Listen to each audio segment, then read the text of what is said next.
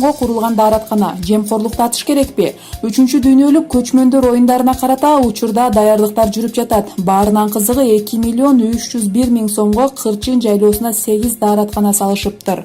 Ошондо ар бир даараткана 287.625 сомдон бааланыптыр.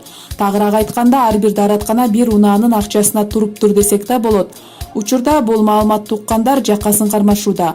Кыскасы, уят эле кыргызга. Өкмөт башчы Абылгазиев тиешелүү органдарга тапшырма берип, финансы маселесин көзөмөлдөтпөсө коррупция гүлдөп кетчүдөй. Бул тууралуу маалыматты Ачык Саясат Плюс гезити жазып чыкты.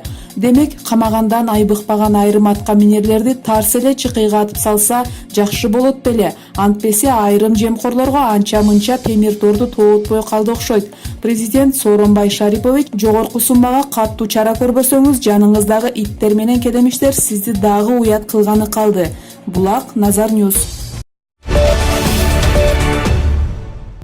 Созак райондук ички иштер башкармалыгынын экстремизмге жана мыйзамсыз миграцияга каршы аракеттөөнү кызматы тарабынан коңшу өлкөнүн жараны кыргыз паспортун колдонуп жүргөн фактын аныкташты.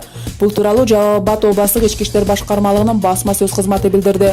2014-жылдын 1-январь күнү Өзбек Республикасынын жараны 1991-жылы туулган МАК паспорт алуу максатында мыйзамсыз Созак райондук паспорт бөлүмүндө иштеген Айнур аттуу атуулга $2500 акчасын берип, 1991-жылы туулган ЖСБ аттуу бөлөк ысым менен Кыргыз Республикасынын жарандык паспортун, ID карт жана чет өлкөдө колдонулуучу эски үлгүдөгү көк паспорт жасатып жана колдонуп жүргөндүгү аныкталган.